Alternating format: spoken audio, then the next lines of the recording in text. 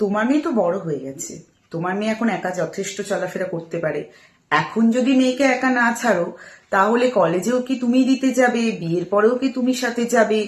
এই রকম ধরনের প্রশ্ন কিন্তু ম্যাক্সিমাম মায়েদের শুনতে হয়, যাদের মেয়ে আছে এবং যাদের মেয়েরা বড় হয়েছে এবং যারা তাদের মেয়েদেরকে একা ছাড়ে না।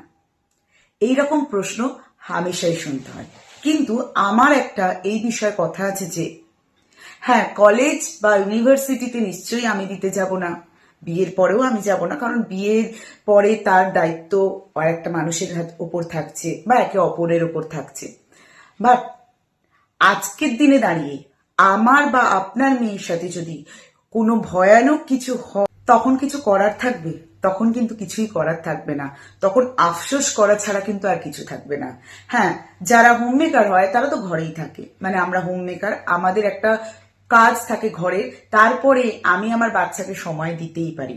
আমার কাছে মেইন ইম্পর্টেন্ট হচ্ছে যে আমার মেয়েকে প্রোটেক্ট করা, আমার মেয়েকে সময় মতন স্কুলে, বা স্কুলটা তাও ঠিক আছে, স্কুলের ভ্যান থাকে বা গাড়ি থাকে, স্কুলটা বাদ দিলাম, টিউশনে দিয়ে আসা নিয়ে আসা, বাচ্চাকে ওই হুটহাট করে বন্ধু বান্ধবদের বাড়িতে ছেড়ে দেওয়া, যেখানে অনেক ফ্যামিলির অনেক মেম্বার আছে সেখানে ছেড়ে দেওয়া। বাচ্চা বলছে যে আজকে আমি একা সাইকেল চালিয়ে যাবো, তো আমার বন্ধুরা যায় আমিও যাব না, এত আহ্লাদ দেওয়ার কোনো প্রয়োজন নেই। যথেষ্ট আহ্লাদ দিয়ে বাচ্চাকে বড় করা হয়, কারণ আজকে আশেপাশে আমাদের শয়তান লোকের অভাব নেই। যতই সুরক্ষা ব্যবস্থা আসুক, যাই আসুক, শয়তান লোক কিন্তু আছে, ছিল এবং থাকবে। তাই নিজের প্রোটেকশন কিন্তু নিজেকেই নিতে হবে যতটা সম্ভব পারা যায়।